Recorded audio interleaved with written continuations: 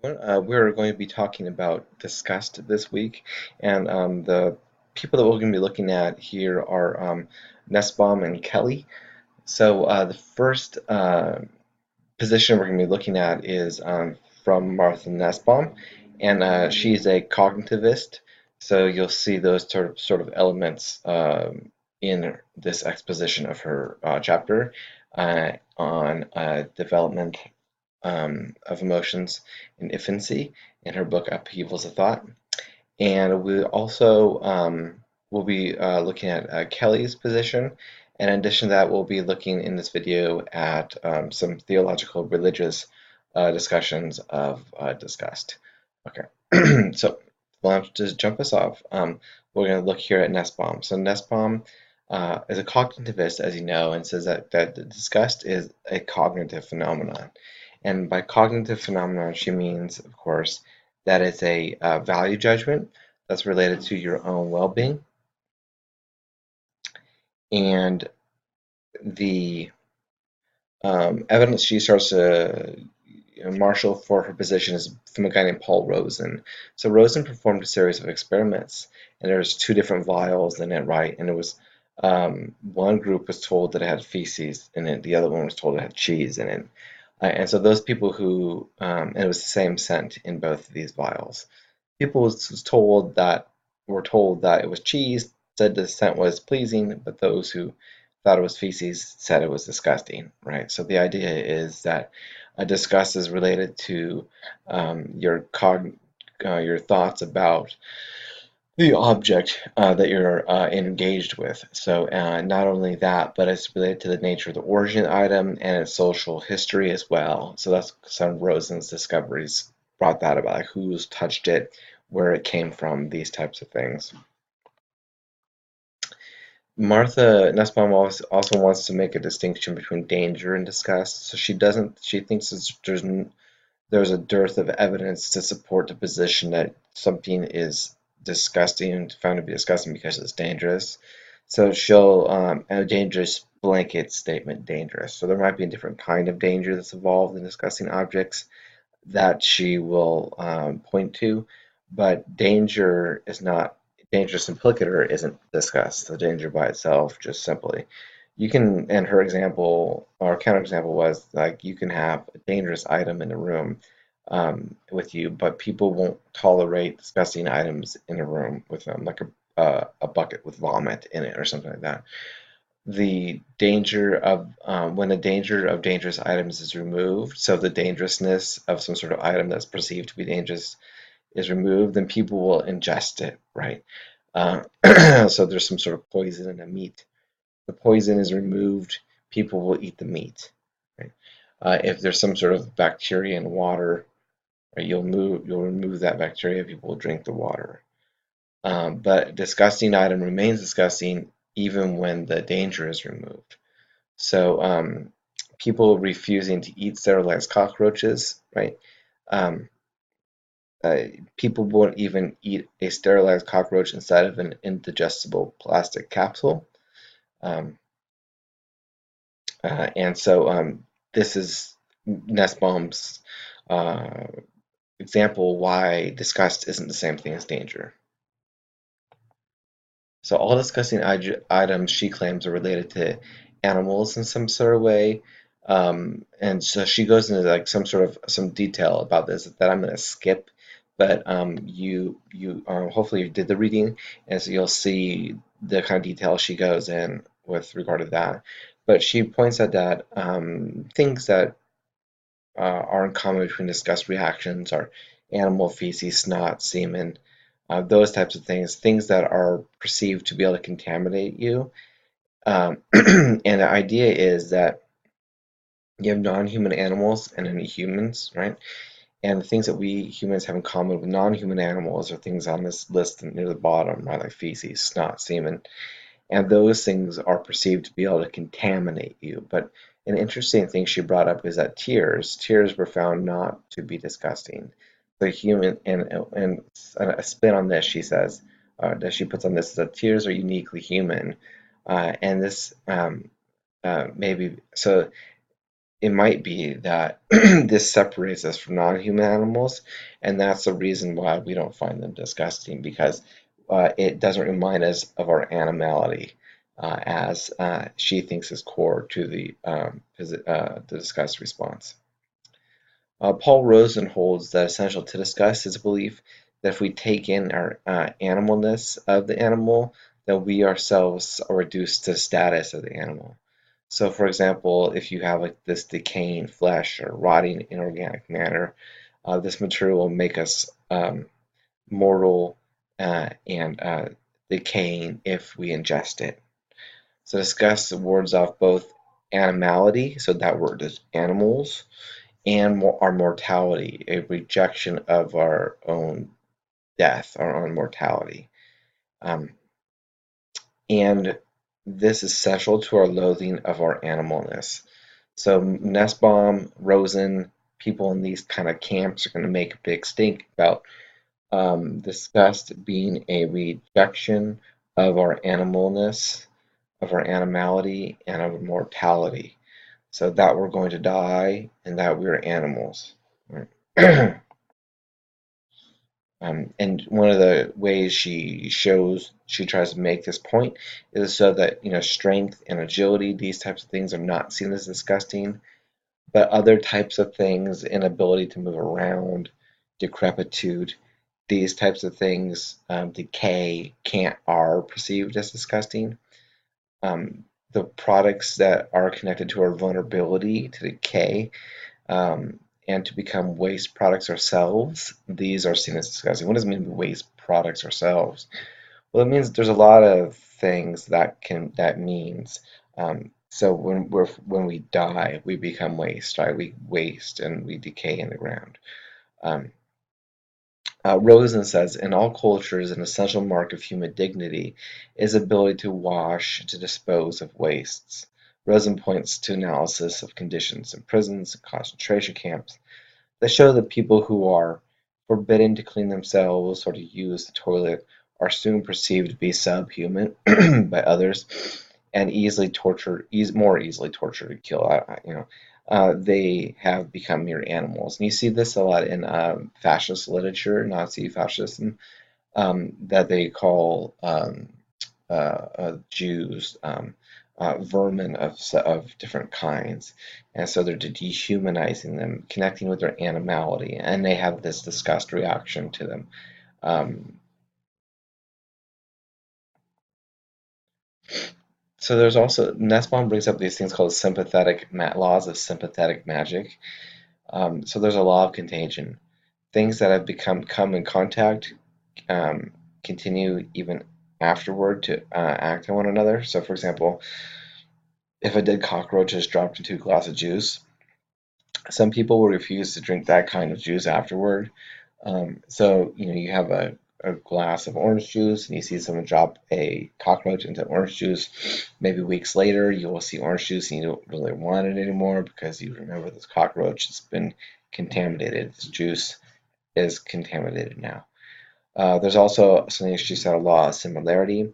If two things are like if two things are like action taken on one, so contamination on one thing is taken to have effect on the other. So, for example, a piece of chocolate fudge made into the shape of dog feces is rejected, even though subjects know that it's just chocolate, right? So these people will refuse to eat. Also, they'll refuse to eat soup served in a sterile bedpan, or to eat soup stirred with a sterilized or sterile fly water. And so so one thing that's taken to be contaminated, right? Like dog feces or a bedpan or a fly water. Even though these things, the feces isn't actually feces, it's just fudge, right? It's shaped like it. Um, is taken to, since it's similar, the contamination thing is taken to have effect on a non-contaminated thing. So these reactions at one level are irrational, she wants to claim. They display an error that that she claims mars, but an error that distorts many emotions. The object is identity, and the way this mars emotion, the way it affects the emotions in a negative or rational way, is the objects that the emotion is about are on a wrong level of generality, and so they're connected to these objects in inappropriate, disproportionate ways. So the object identified at the wrong level of generality, and she says thence, is linked with the object from which it's crucially different. So later we'll see she talks about people. Some people are seen to be disgusting, right? Um, but really, what is disgusting is something that someone like them has done in the past, right? You see, and so it's not even the person that's disgusting, it's the action that maybe they did that you find repulsive. So perhaps they ate a moldy piece of bread, right? So you see them eating the moldy piece of bread as disgusting, but now you identify that person as disgusting. And so that's the wrong level of generality. So you shouldn't think that the person is disgusting because he or she ate the moldy piece of bread. Rather, you should just see the eating of the bread as disgusting, right? And that'd be the correct level of generality. So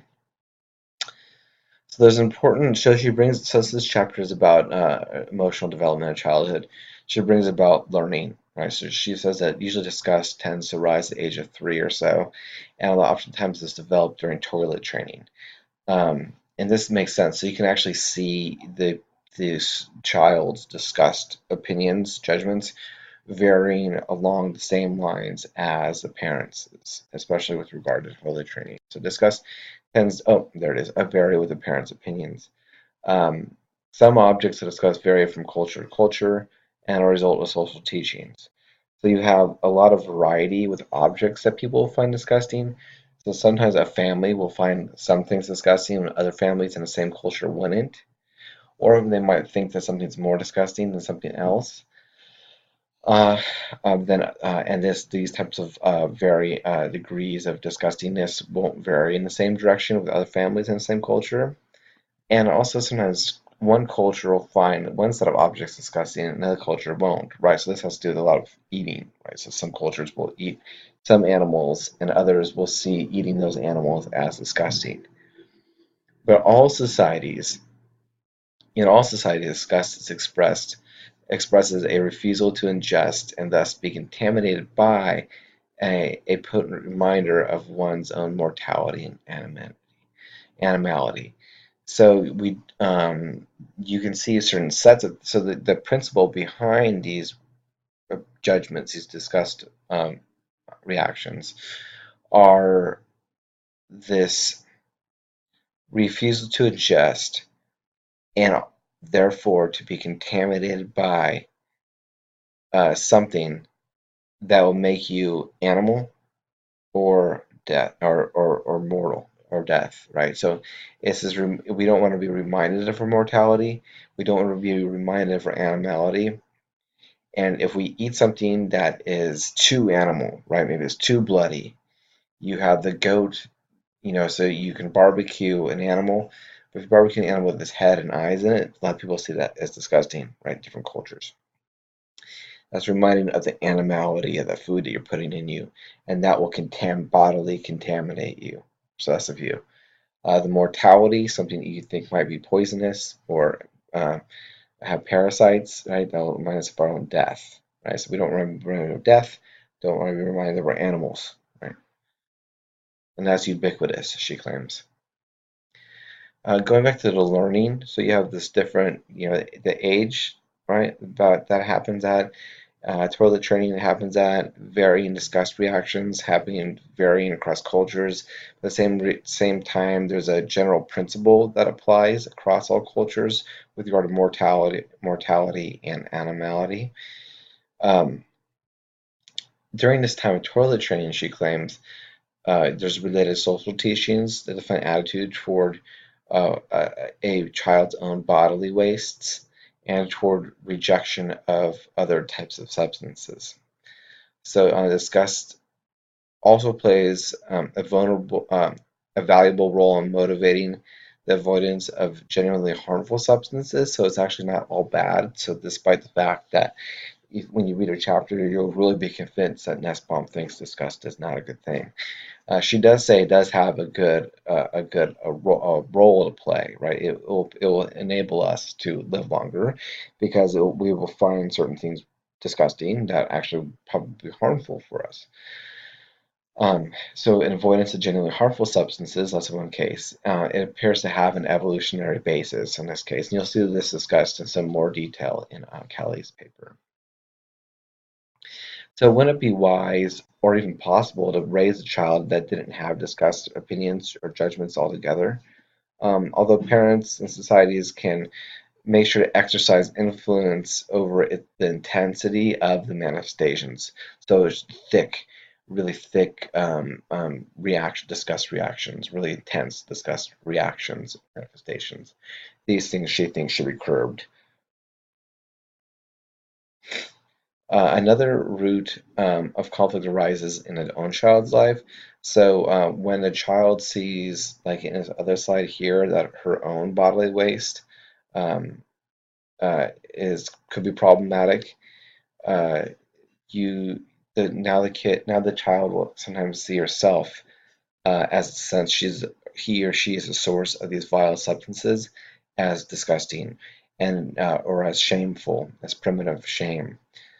She'll learn to some extent, in some ways, to cordon herself off against decaying and the sticky in herself, right? So and this is a concept that Nussbaum is bringing up, right? So there's this humans find things that are slimy or sticky, gross, right? Disgusting. Um, and so some children will see themselves as disgusting in certain ways uh, through this sort of developmental process.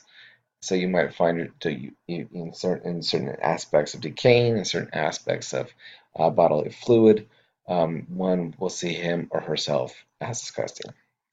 A ubiquitous reaction to this sense of one's own disgustingness, however, and this is important for Nussbaum, is the projection is to project the disgust reaction outward. So one will say, "I'm disgusting," and say, "Nope, you're disgusting." And so it is not really oneself, but some other group of people who are seen as vile and vicious sources of contamination that we're going to try to keep away from us. So so there's this inward move, see yourself as gross as a source of vile substances, and then what you'll do is you'll point it outward, away from yourself. You'll project it outward toward these other groups, forming in and out group relations.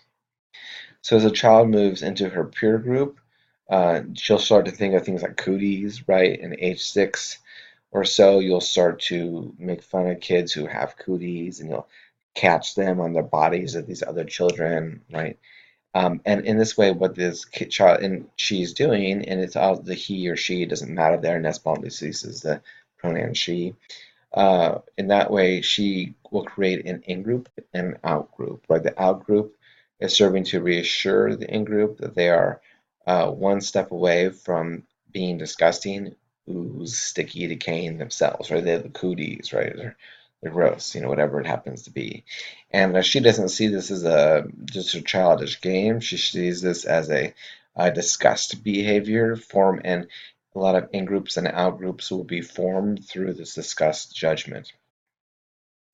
And you can see this is actually, there's a lot of actual research to support this kind of view, because a lot of group boundaries are formed by disgust judgments.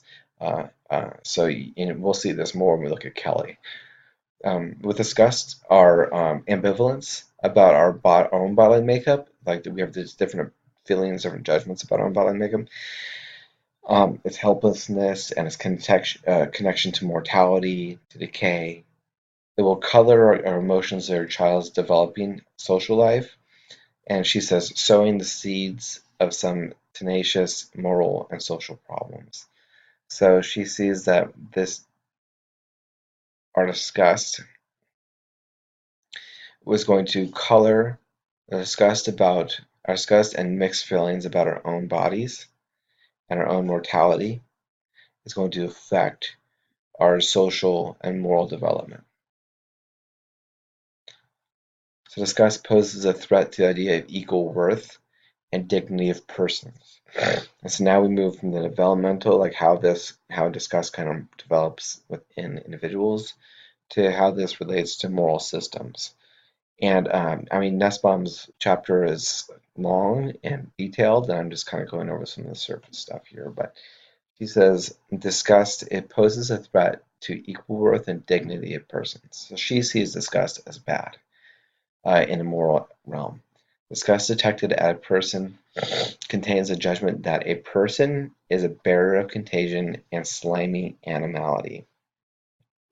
So this is to dehumanize a person, right? And this is uh, wrong in her view. It also you also have the major problem of alienation, but it's not just alienation; it's like self-deception, self-alienation. You're alienated from your own self. So disgust springs an unwillingness or an inability to accept one's actual situation as needy animality. So this is where actual animals who are reliant, not self-sufficient, vulnerable on others, our well-being is wrapped up in the well-being of others. Right? I am vulnerable. My needs are vulnerable to you, to your flourishing. And so if we don't accept our actual situation as needy animals, um, we won't see, we will start rejecting our own self, right? So we are mortal and we're highly dependent on other people. Um, the root of disgust, then, so she thinks it's this primitive shame, this self-directed hatred, this unwillingness to accept that we are what we actually are, and to be shamed of what we are. Disgust can, though, she wants to remind you, can be evolutionary functional. Um, it keeps away from disease and contamination. But these really thick forms, these really intense forms of it, are a threat to morality. And not only does it affect, as we see in this other slide here, it causes self-alienation, self-deception. It also poses a serious threat to compassion, which is a real fundamental pro-social attitude. It's a very fundamental moral emotion.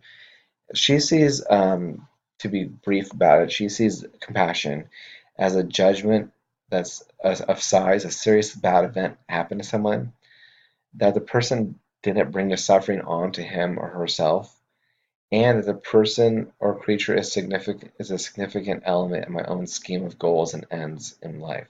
So I have the judgment that it's a big thing, a bad thing that happened, wasn't her fault, and she's connected to me in some sort of way. And so this is the emotion, compassion for her. But disgust can hinder compassion because what it does is it dehumanizes the individual, and it makes us alienated from that individual, unable to make this eudaimonistic judgment, unable to, because instead of seeing their well-being wrapped up in your own well-being, admitting your dependence on other people, what you're doing is you are saying this person is going to harm me, I'm going to be contaminated by him or her. And this, again, self-alienation is a big issue for Nussbaum. She says, if a moral view encourages children to project their disgust reactions onto vulnerable people and groups, we may wonder about that system from the psychological viewpoint. So there's studies show people cannot abide, they cannot rest in their own animality and learn to fantasize their bodies as pure machines. These people are telling lies to themselves and sustain a brittle and difficult existence. So when people do this kind of thing, when they're not able to admit who they are, when they're trying to self-deceive themselves, they have difficulty in life, much more difficulty in life. And here's a quote from her. It says, if on the other hand we discover that a moral view insists on equal respect for all persons and therefore teaches children that it's wrong to single out a group as disgusting ones because we are all equally moral and animal, uh, we will suspect that this view is psychologically promising because it tells no lies and does not require children and adults to live lives as um, brittle self-deception. So Nussbaum goes on. She says that systems that make people the object of disgust dehumanize the individual and lie. They claim that we are not animals when we are. Right? These systems also produce an expectation of perfectionism, and it's an unrealistic expectation. Clearly, we are not perfect individuals. And it's a false view of humanity. We're not mortal, that we're not animals. These views produce shame, and which is hatred toward the self for being animal, or a rejection of who we are, and they entail a lacking of love. Rather, what we need is this mature interdependence. She says this requires acknowledgement of the imperfection of the human body and its need for material goods. So we need to recognize we are imperfect. We need material goods. It also involves a renouncing of the wish of envy to monopolize all the sources of good. We don't need to own everything, right? A mature dependence is going to entail the determination to pursue the fulfillment of basic material needs for all citizens, granting that all have rights not only to liberty but also to basic welfare. So we need to be respecting people in the way we respect ourselves. We are all are allowed to be children in the sense that are all permitted to be imperfect and needy, and an essential part of regard for humanity in them is to attend to the holding of those needs and the creation of a political facilitating environment. So she thinks that this sort of healthy system was going to uh, entail this last line. Thus, a norm of psychological maturity also suggests a norm for public life, a commitment to meet the basic needs, or to put it differently, to support a group of basic human capabilities. And she actually has a whole book on this what she means by human capabilities, which is, I think, a great book. You should look at it if you have time. Um, so in, she sees disgust as really harmful, morally speaking. What it does is it makes us reject other people and reject ourselves. It makes us lack compassion for others and live brittle, self-deceived lives. It encourages us to monopolize goods and to deny that we're mortal and animal. Emotions developed um, as a child are maybe unconscious, but she wants to claim that they're still cognitive. So what she's doing in this section here, she says that it seems as if sometimes these emotions just kind of come and go and we're not actually value judgments. But the thing is that a lot of these disgust emotions were developed when we were very young and they're very rudimentary. They're not sophisticated, and we still have these judgments in our psychology that will be elicited, right? It will be situational emotion. So she makes a distinction between background and situational emotion. So I might have a background emotion that is manifested because of certain manifestation conditions will bring it about. And when I have that situational emotion, it may be inchoate. It may be very rough and developing uh, and rather it might contain rough and developing judgments about the world, maybe pre-linguistic judgments even, and so they're still cognitive because they're still beliefs, but they might be very immature. They might actually also be against your own current beliefs and values. So you might have a disgust reaction that you think that goes against your current value judgments, and that this is okay because you develop disgust responses when you're very early in your childhood and you develop them throughout your life. And just because you have one, it doesn't mean that you can get rid of it when you form beliefs that are against it. That's not the way some beliefs work anyway. Other non-evaluative beliefs don't work that way either, not all the time. Sometimes they do, sometimes they don't.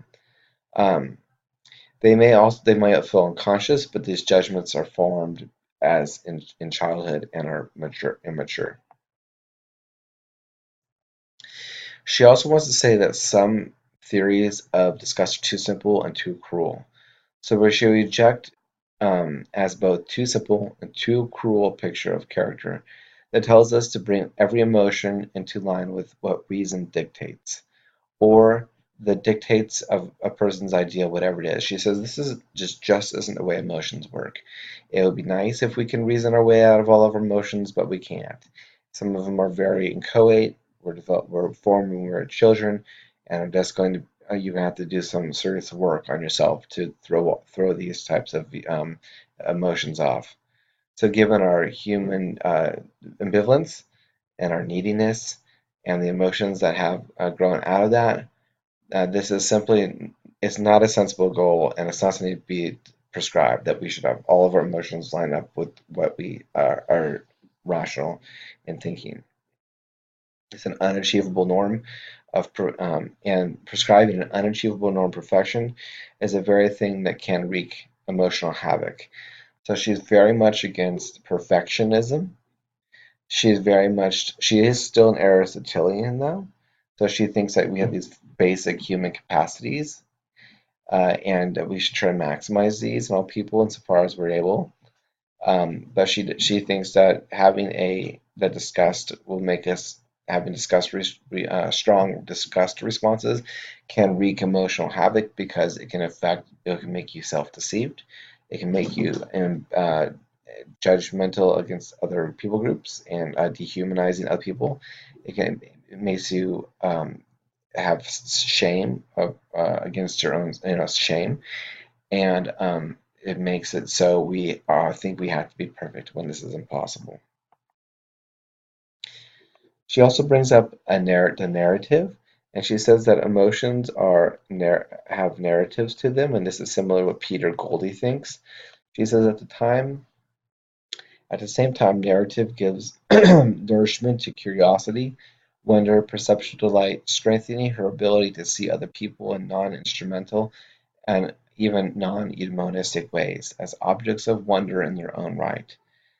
This assists her in her own reparative efforts. So if someone is marred by her early childhood development of emotions, then this changing the narrative of what people are like, what the world is like, can really nourish curiosity and wonder. And doing this will open you up to be able to evaluate individuals as valuable in their own sake without relationship to your own flourishing, which is also a good thing. Wonder and delight will give her ways of relating to her own, sometimes frightening and ambivalent psychology. She becomes interested in understanding it rather than fleeing from it and pushing it underground.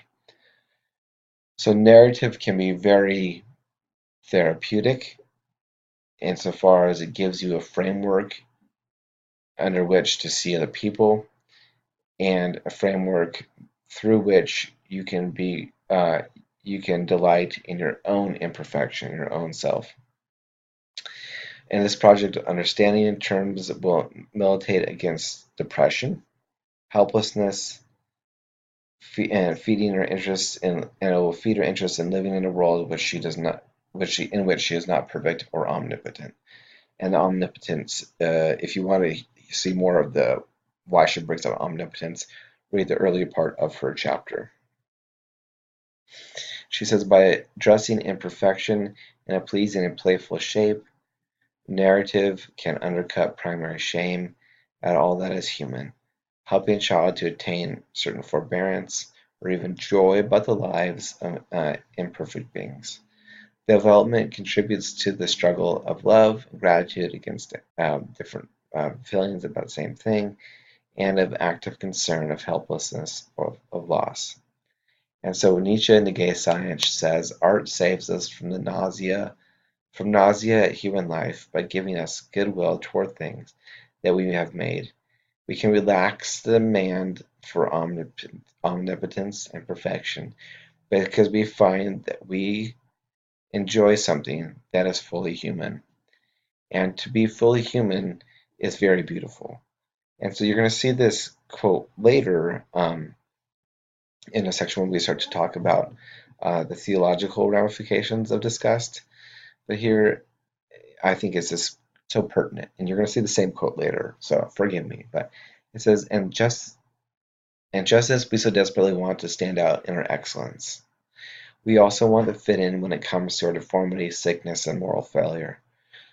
To know that you belong and that you are accepted by a group of people who understand malformity, sickness, and failure and fail themselves creates a kind of peaceful solidarity and lowness that is welcoming and deeply human.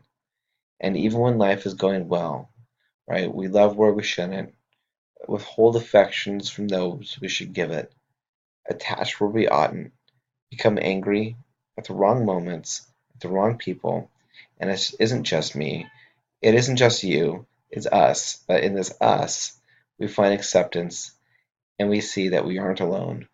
We are not alienated from the other. We belong. We belong even in our deepest failures and our most disgusting features. We find a home for our unrest, and this is beautiful.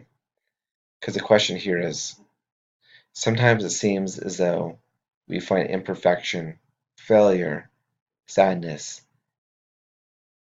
and these types of things as beautiful. And why, right? Why do we find that beautiful? Well, I don't think necessarily it's that we find moral failure beautiful, right? But what we find is that since we're not perfect, right, we're still accepted, we're still loved. And to some great degree, right, this love, this acceptance in a community is a large part of the meaning of life. And so this acceptance that we're not perfect and it's okay. No one's perfect. We're not omnipotent, right? Um, is a wonderful realization to have, and it's a deeply human one to admit. Um, and so I think it's a good lesson to end Nussbaum with. So now we're going to move on to Kelly. Kelly has uh, his discussion is on the mortality of the morality rather of disgust, and so if you want to take a break here to consider Nussbaum, probably be a good idea. But if not, we can just shove on together. So Kelly is a philosopher at Purdue University, and he writes on moral psychological topics, and he's pretty written a book on disgust and does some work on disgust, and so he's pretty, I think, helpful in this topic. So he says, and the question in this essay is, what role should the emotion of disgust play in morality and our judgments of what is wrong and right, and how this should relate to law and different things like that. Okay, so let's go ahead and jump in because his paper was, while it's short, there was a lot of content in it, so we have a lot to go through. But he says there's different groups of people. There's these people called the disgust advocates, and these are people who, like Leon Cass, who thinks that emotion of disgust is well suited to guide our assessment of a variety of activities and social practices. It entails what Kelly calls a deep wisdom theory, which says that disgust as construes disgust as a morally attuned emotion. So it's like a perception, kind of like Goldie's thinking of or feeling toward, um, that provides valuable insight into naturalness, or more importantly, unnaturalness of certain activities and moral practices. So this is sort of a moral perceptual device. Disgust advocates see this disgust as super rational source, so it's not irrational, it's not rational, more like it's above rationality. So it's really like a perceptual capacity to and sensitivity that outstrips reason, its ability to articulate or even discern certain types of properties in the world that are like real ethical properties. Um, and the deliverances of disgust have a kind of moral authority which should be respected and given its proper weight in ethical, legal, and institutional deliberations. Um, and ultimately in moral assessment in general. So here's a quote from Cass, and Leon Cass was on lots of the president's advisory board of bioethics and things like this for Bush, and I think for Obama as well. I don't know if he's currently. I don't think he's currently doing it. And I could have be wrong about Obama, but I'm pretty sure he was. So that's something you should check on your own time. But anyway, Cass says, in this age in which everything is held to be permissible so long as it's freely done, and in which our bodies are regarded as mere instruments of our autonomous rational will, repugnance, which is Cass's word for disgust, repugnance may be the only voice left that speaks up to defend the core of our humanity. Shallow are the souls that have forgotten how to shudder. Um, so, um, disgust, castings, disgust has this moral authority to tell us what is natural, what is not. And for him, that means what is right, what is wrong. On the other side of this debate, you have what are called the moral skeptics, and you can really see this clearly in Nussbaum. And these are people who are dubious about the influence that disgust can have on judgments and deliberation. So feeling as disgust should be discounted more than considered. Deliberations about morality, um, and that the influence of emotions in legal decisions and other social institutions should be minimized. So disgust doesn't really have a place in discussions of moral and legal decision making. Skeptics entail something that Kelly calls the terror management theory, namely that disgust primarily serves to repress thoughts about our eventual and unavoidable death, and he adds later animality. So this is related to Nussbaum, right? This is Nussbaum's view, more or less. So he thinks that this is we're discuss because discuss for Nussbaum has this inward turn and an outward turn, right? So we find ourselves disgusting and then we project it. Remember that from Nussbaum? Well, disgust serves to repress thoughts about our eventual unavoidable deaths, right? Because remember, disgust also lies. It involves some of this primary shame that is going to we're and through disgust and these things we're going to mask our own animality, our own mortality.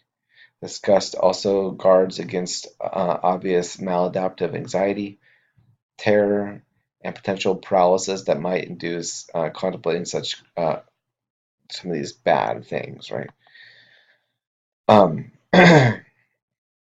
so that, it also involves repressing thoughts of anxieties put us at odds to our own physical bodies, right? Those bodies and various fluids, wastes, and functions associated with their operations and maintenance as organic systems serve as constant and inescapable reminders of our animality and also of our mortality. And he said thus, but I think it's more correct to say also, at least for Nussbaum. Our bodies are primary and prominent objects of disgust, and disgust casts our very bodies as unsavory, and thus pushes us to hide from what we are, from our own humanity. So he pretty much nails Nussbaum's theory. He gets it I think he gets it pretty accurately. Disgust is socially and morally harmful, according to the disgust skeptic. It can be projected out to groups and limit our own ability for compassion. Very true. So Nussbaum, he quotes Nussbaum here. Does, does disgust then contain a wisdom that steers law in the right direction?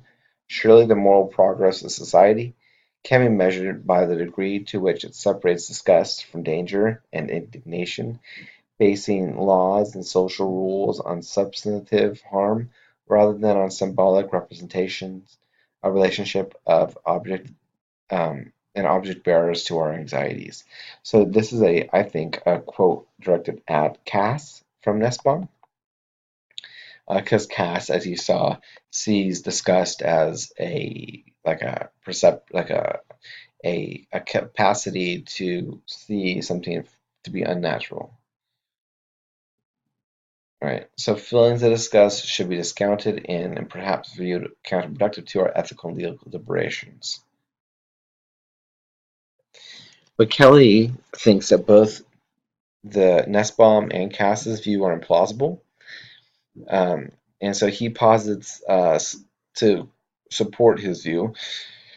He posits what he calls entanglement thesis and a co-opt thesis.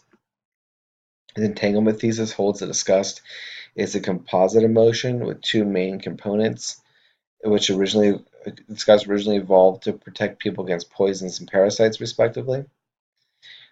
The co-op thesis um, was formed holds that once formed, disgust was co-opted to also play a number of roles in regulating and increasing complex social and human systems. So now it can go from poisons, parasites to people and social institutions, social interactions. Disgust retains a lot of the same features it has entailed in the entanglement thesis, but it also that it allows it to effectively protect against poisons and parasites specifically. Um, but it renders an imperfect fit between the emotion that is discussed and social issues on which has been brought to bear. So you have this entanglement thesis, poisons and parasites, co-op thesis, generalizing from this poison parasites response to social complex systems of social interactions. So now then we're going to go into some detail about Kelly's view for of the entanglement. The disgust elicits a response composed of several coordinated and distinguishable features that are including affective, behavioral, and cognitive elements. So you have disgust involve feelings of anxiety, a variety of versions of aversion behaviors. These generated largely by a gastrointestinal system, and this gives rise to these really powerful oral and gut-based feelings and reactions. So you have this very visceral response and behavior. It also produces this sort of disgust face. So I should have put a picture there. If you Google search disgust facial expression, you'll see what it means by this gape. Um, Another behavioral component is this quick reflex-like withdrawal motion. The body will recoil from something that's offending it. And by the way, those are really quick. They happen very fast. There's also cognitive aspects. So there's a sustained sense of offensiveness and contamination. There's a judgment of contamination. The usually disgusting entity is thought to be as like tainted or dirty or soiled or something like that. It's also considered disgusting, repugnant, uh, as is both physical and symbolic interaction with it. So something that's considered to be disgusting, it's repugnant, is both it's gross if you touch it, or if you're interacting with it symbolically in some sort of way, considering it, right? And proximity to it is not tolerated generally. They're very disgusting entities, grab your attention, and when you think about them, it's very unpleasant. Also, they also have this ability to transmit their disgustingness to other entities, usually by way of perceived physical or symbolic contact, right? So if you're playing with the idea of something that people think are disgusting, you're gonna be affected by it. Or if you actually engage in it, then you'll become contaminated, right? So once contaminated, those entities are also considered disgusting uh, and elicit the full disgust response. So as a result, these features of the response to disgust is also often accompanied by a motivation to clean yourself. So you'll see this when someone has done something that they are physically or morally against. A lot of times you'll hear them talk about taking a shower, cleaning themselves. It's a purification ritual. Other features of disgust, he claims, this first disgust is the disgust response is easily set in motion. It's not like it's almost automatically, right? So he says activation happens quickly, automatically. You don't need to think about it, right? You just are disgusted, right? Disgust tends to be involuntary. It's not like you can just decide not to be disgusted or decide to be disgusted.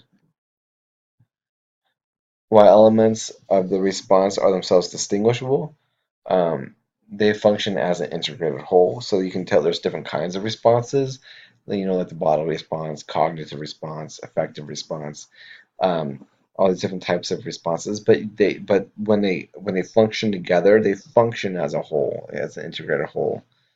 And finally, he says once activated, the response runs its course. Generally, the full coordinated package of effective behavioral cognitive components and the influencing downstream activity in typical ways, regardless of the actual character of eliciting entity. Then he goes on to say, once something triggers disgust, the underlying cognitive system causes an agent to think about and treat the offending entity as if it were nauseating. So this is very important. So that once something triggers disgust, then you treat that object as if it were nauseating, dirty, impure, and contaminating, right? Whether or not it really is, that's you treat it as if it were, right? Whether or not those assessments or inferences are endorsed by the person, or whether they are in any way justifiable, it doesn't matter. So the person might actually not think that something is disgusting, but he will see it as disgusting. He will respond to it as if it's disgusting because he still has that judgment in some way. At the core of the system discussed is a pair of functioning entangled cognitive mechanisms with distinct evolutionary histories and trajectories.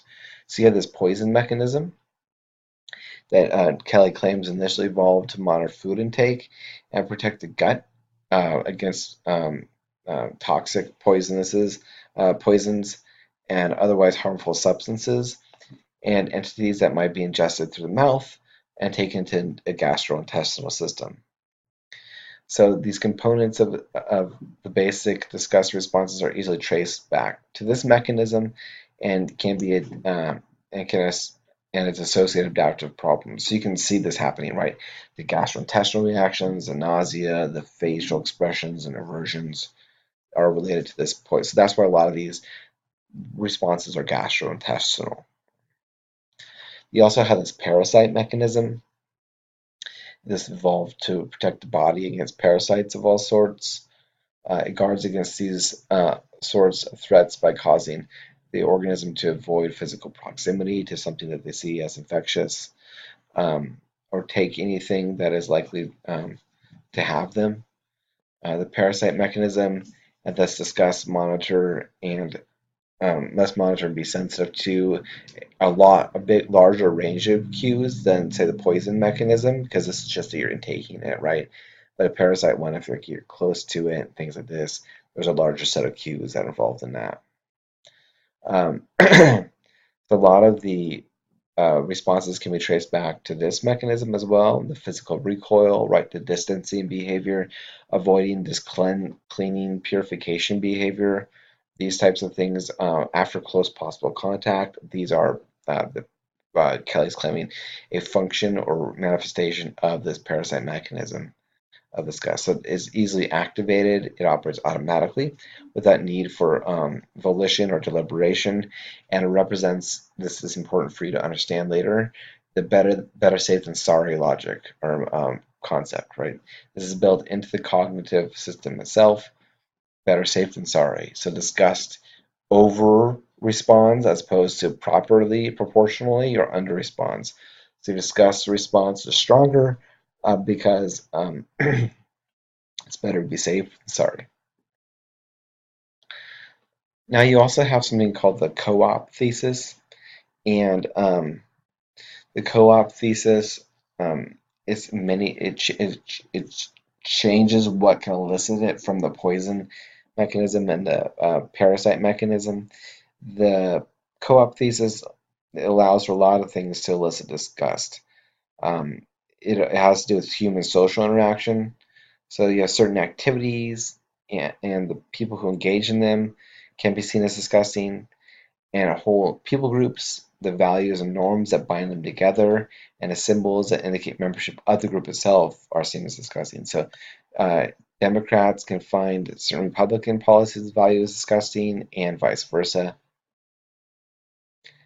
The disgust response requires some auxiliary functions, in addition to protecting against poisons and parasites. So the cognitive system was co-opted, right, the co-opt thesis, and recruited to play a number of roles in regulating like social interactions.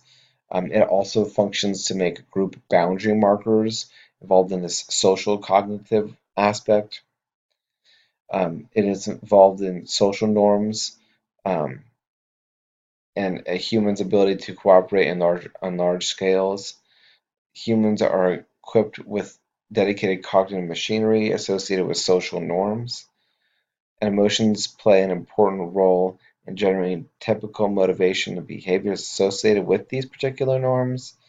Disgust, then, is relevant emotion in certain types of norms, including table etiquette rules, meat taboos, incest taboos, and things like that.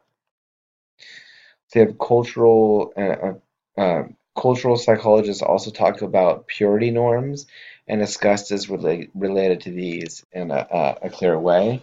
So these norms are distinct from like harm norms and fairness norms, in that transgression doesn't usually result in direct harm, um, or inadequate treatment, or inequitable treatment of one person or another. Um, Purity norms usually range over things like food, taboo, or food eating, what kind of foods are acceptable, how to prepare your food, sexual activity, clothing with certain settings, dealing with with corpses and blood and waste and other organic material. So these are purity norms. Um, these are also thought as guidelines for protecting the purity of the body and the soul. So you can actually have an impure soul, in these types of ways. Issues they regulate are often cast in terms of sanctity and defilement. Transgressors are considered to be morally tainted, spiritually polluted, or unnatural. And another important aspect of this is related to social groups and their boundaries. Uh, so here, Boyd and Richardson say groups of people who show moral norms, distinctive moral norms, particular norms that given social interactions quite likely become ethically marked. This suggests that ethnocentric judgments easily arise because we, the people, behave properly, while those others behave improperly, doing disgusting, immoral things, and showing no remorse for it either. And so disgust is co-opted to make social boundaries between in-groups and out-groups. And so humans are really sensitive to these certain types of markers that are bringing it back here. Disgust is also linked to cases of the most clear cases of prejudice and xenophobia. Different emotions are associated with the subtle differences in forms of prejudice that one group directs at another, and disgust is operative in driving attitudes about the most vilified and dehumanized groups. So the co-op thesis really does explain these facts quite well. The disgust response was recruited to play roles in cognition and motivating associated with social norms and group boundaries. And together with the entanglement thesis, that it supplements the co-op thesis, also holds that once recruited, the emotion did not lose the primary function, features, and sensitivity that allow it to effectively protect against poisons and parasites.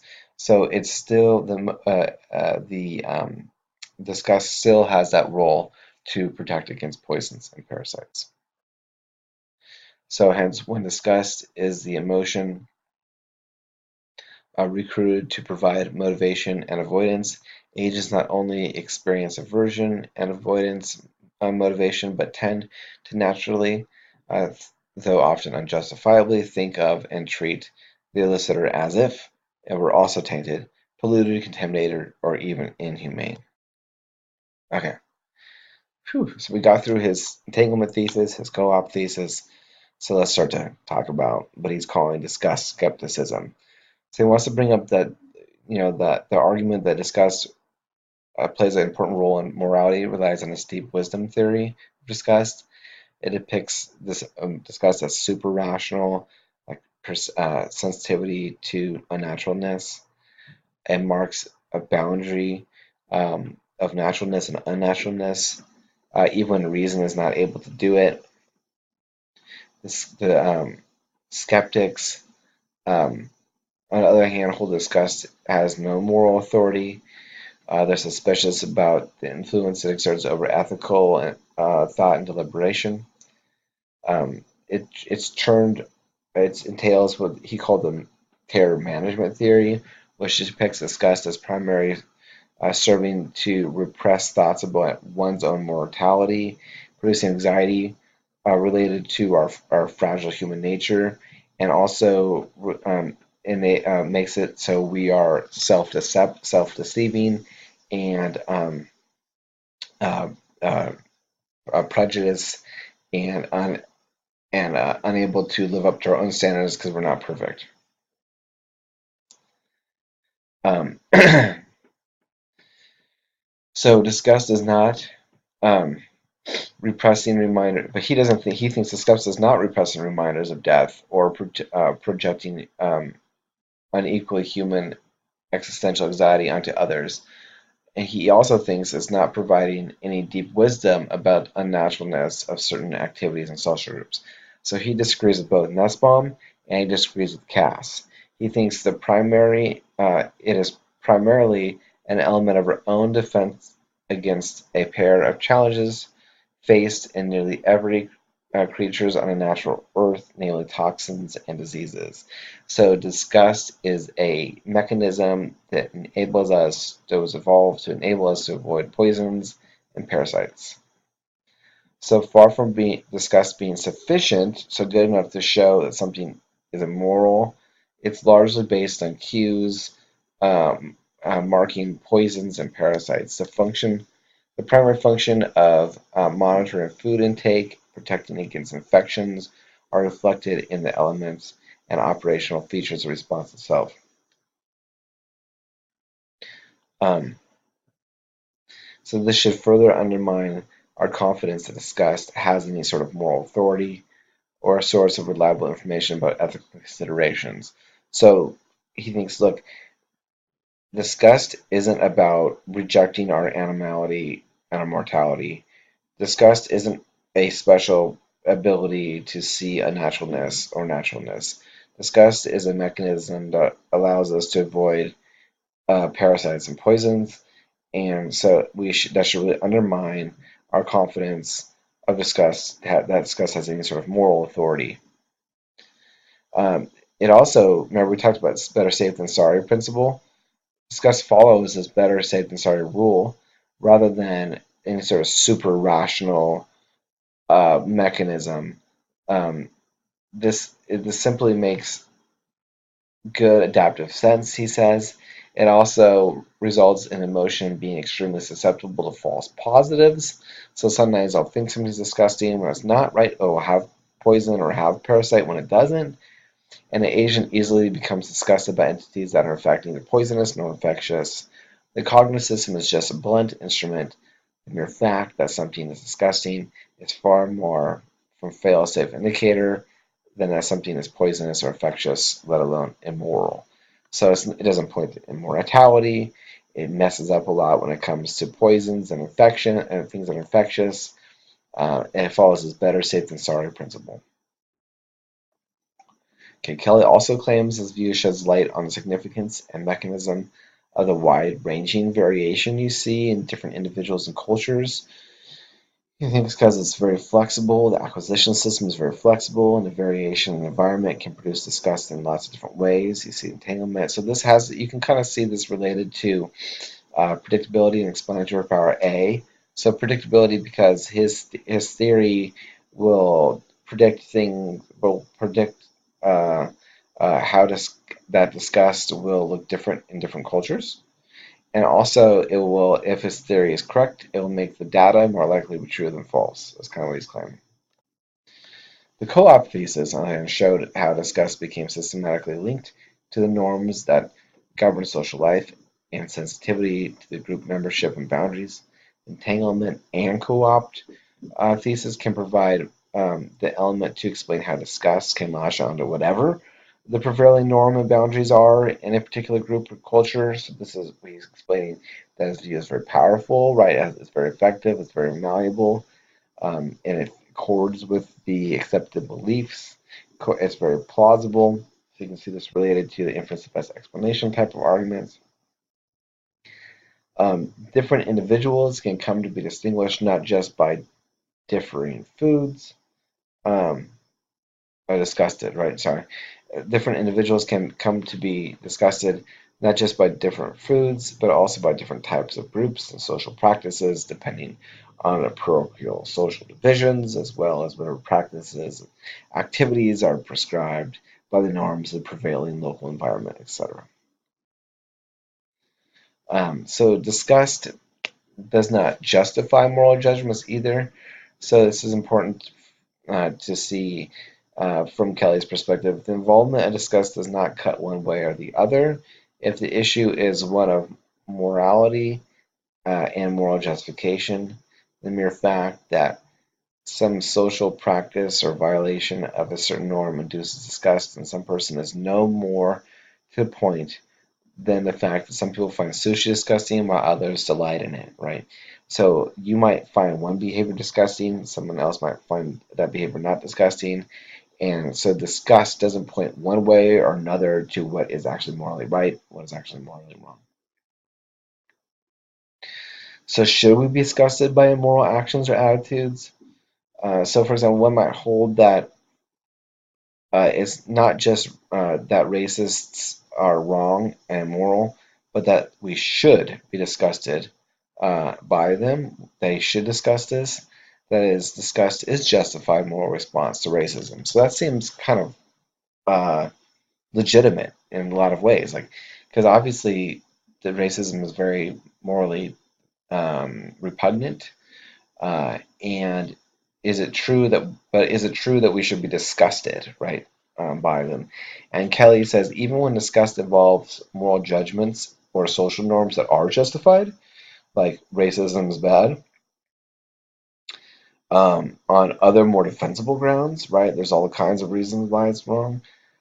He says we continue to have reasons to be suspicious of disgust's influence on them and the behavior they drive. In recommending disgust as a response to racists, however, we should be inviting the easy slip into thinking of and treating them not as just wrong, but also as dirty, tainted, contaminated, or even inhuman. So he's claiming that disgust doesn't tell you if something's wrong or something's right. Disgust comes from it is evolved in us to recognize poisonous things and parasitic things, right? And to safeguard our bodies from those things.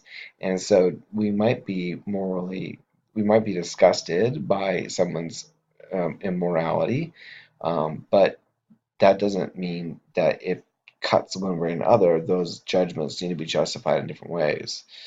So he's very clear in his paper that racism is wrong, but he is saying that disgust doesn't tell you one way or another. And in fact, he says, look, it's actually that disgust can be a little bit dangerous because even though someone's racist is immoral on that account, nonetheless, treating them as disgusting will be seeing them as dirty, tainted, contaminated, or inhuman.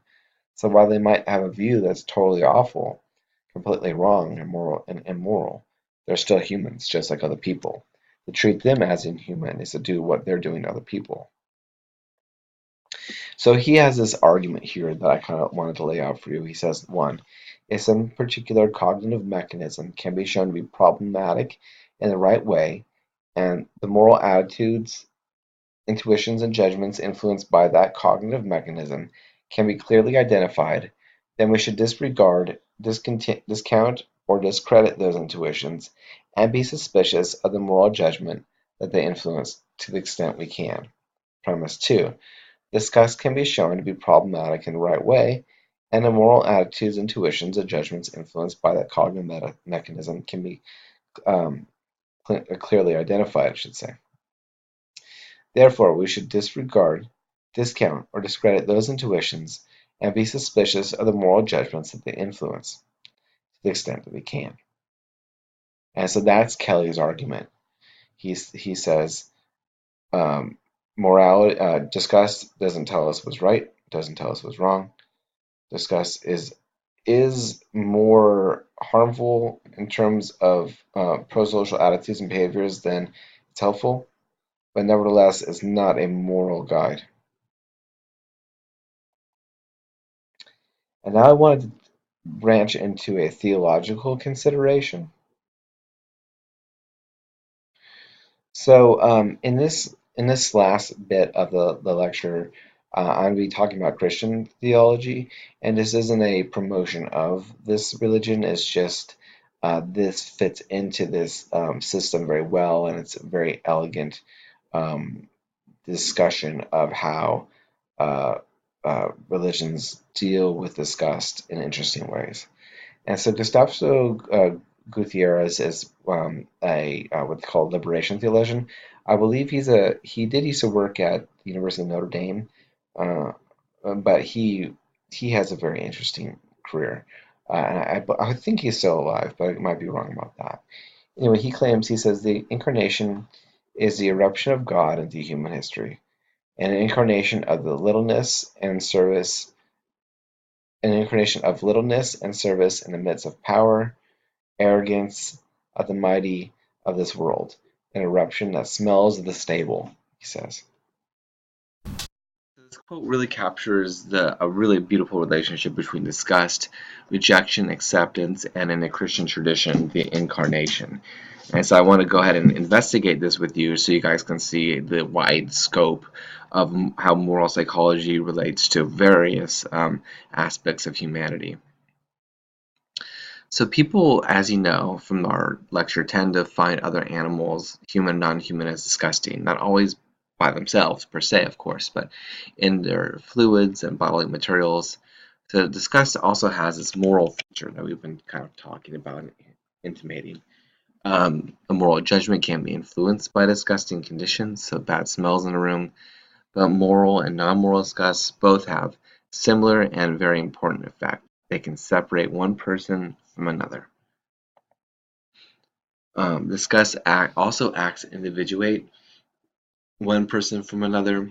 So, like when little Timmy, for example, is disgusted by his cat, his self-concept is shaped because of this rejection, right? Not cat, right? His moral judgment is influenced, bad cat. He also develops behaviors fitting these kinds of judgments. He avoids the cat, recoils from the cat, things like this. Haas and Castellanos have found that disgust also has a dehumanizing effect, and we saw this in the other articles we read this week. So it attends to body's animalistic earthiness and restricts recognition of value and dignity. The recognition, rather, of value and dignity. So what disgust can dehumanize people. So if I find someone as disgusting, I will dehumanize them as animal. Right? There's lots of historical treatments of this, or examples of this. We're disgusted by lots of different things, like bodily fluids and events like moral failures. But also bodily moral. People can see these moral failures as bodily. These are seen as disgusting. When one is identified as someone who participates in these activities, she or he will become is dehumanized, rejected, tossed away, and this rejection and the feelings are opposed to caring and love. So in religious circles, they have this concept of sin, and I can't go too much into the way different Christian traditions have discussed sin, but sin ultimately separates one person from another person, one person from him or herself, and then one person from God, and the world. So sin separates, sin dehumanizes, corrupts, rejects, and tosses away. Sin, in Julia Kristeva's term, it abjects. It separates self from the other. So our bodies, so disgust also abjects.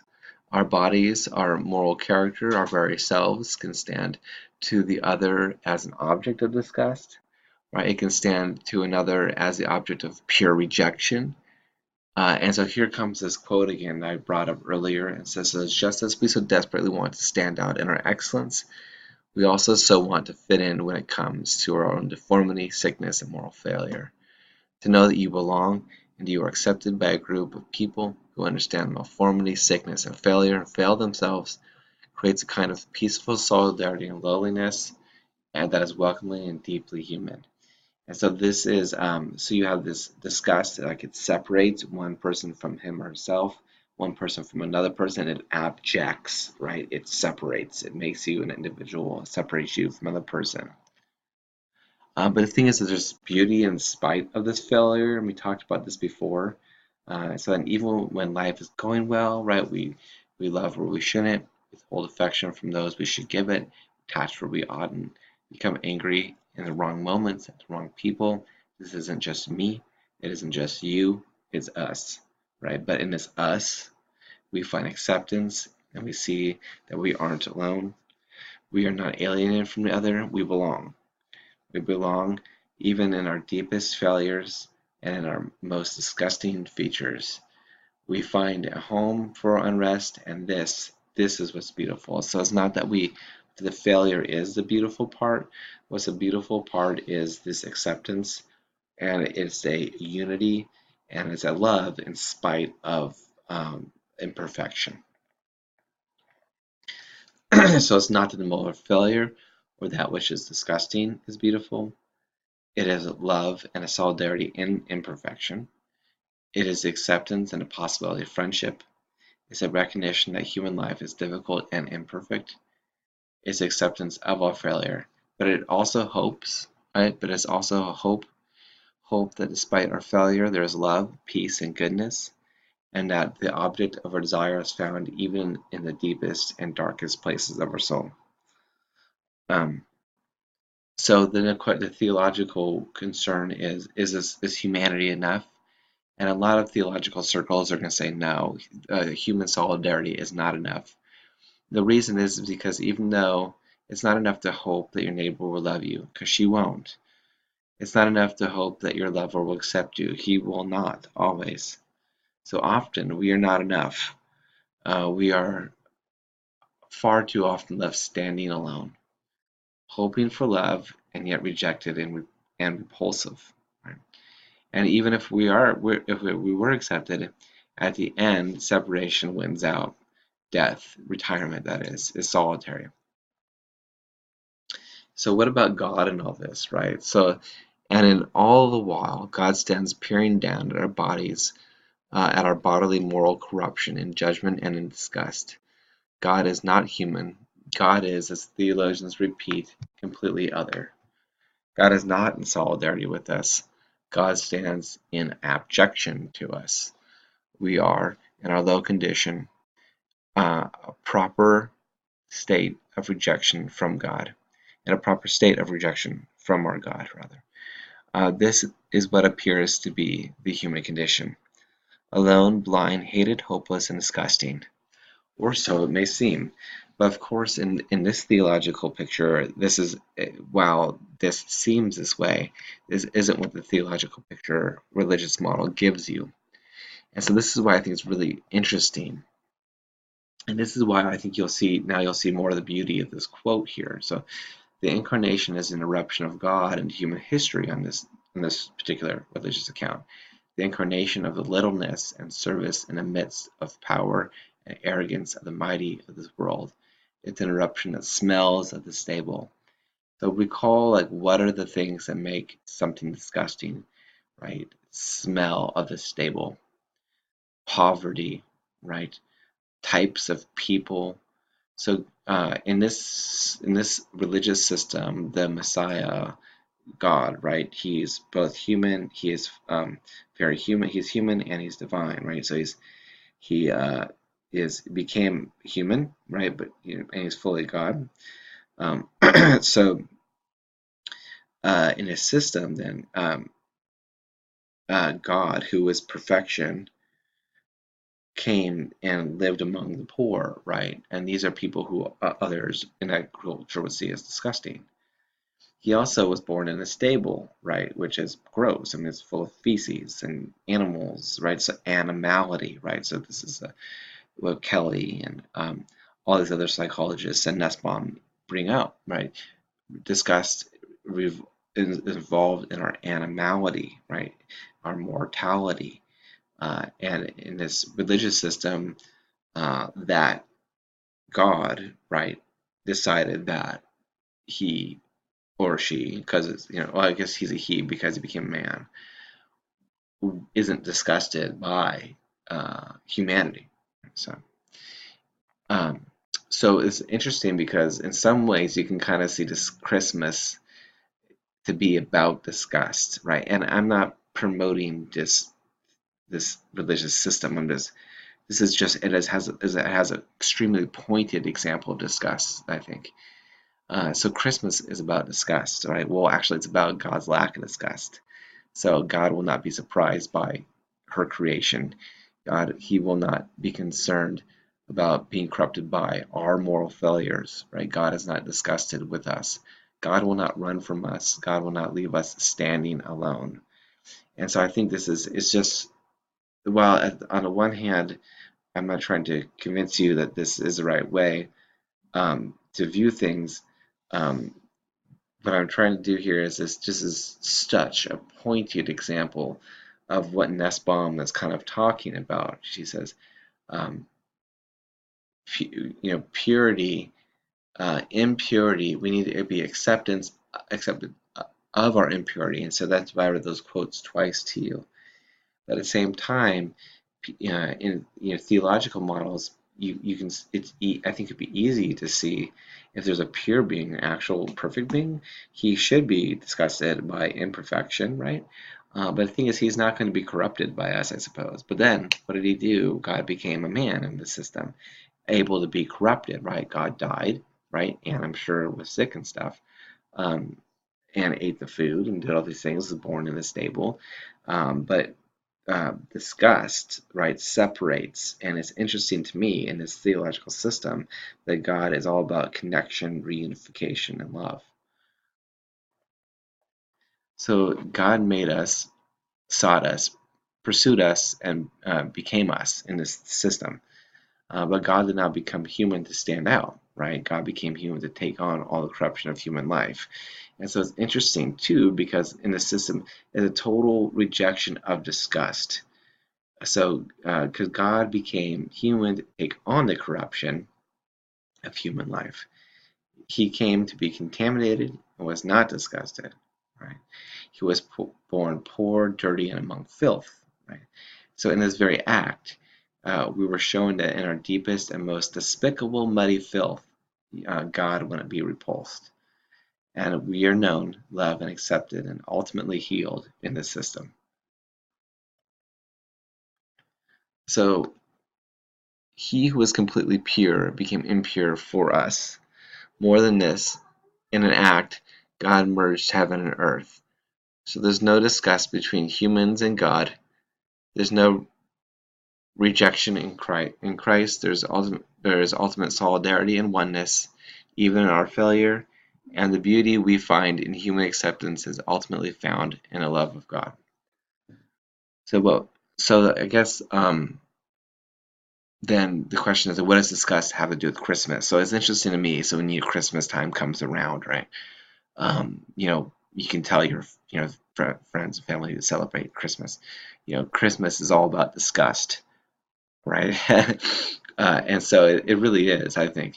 And so even if you are or are not a religious believer, or if you're a religious believer, if you're not a Christian religious believer, I think you can still appreciate what the system is doing here. So there's another interesting thing I want to bring out to you that's about disgust and love. And so there's a German 19th century philosopher named Ludwig Feuerbach, not a friend of religion at all, right? Uh, but he wrote, oh, and I can't recall the name of the book off the top of my head for some reason. It's okay. But it's an excellent book. So Ludwig Feuerbach, um, I'll remember later and post it for you. Anyway, he argued that Christianity is the best of all the religions, right? Because it focuses on love. And I don't know, and I don't care if this is true. I'm just trying to tell you what he's saying. In Christianity, he argues the perfections of love for other human beings are found in the Trinity, but specifically in Christ. So God values us, and we are objects of God's love and affection, while other religions have loving deities. Only Christianity is God, love itself. So this is actually true in most Christian theological circles. They see God as love itself, and there's all kinds of reasons for that. But Feuerbach has a very complicated model of how this works, and I can't explain what he means by this because he actually doesn't think Christianity is true. Um, but if you're interested, you can take my philosophy of religion class.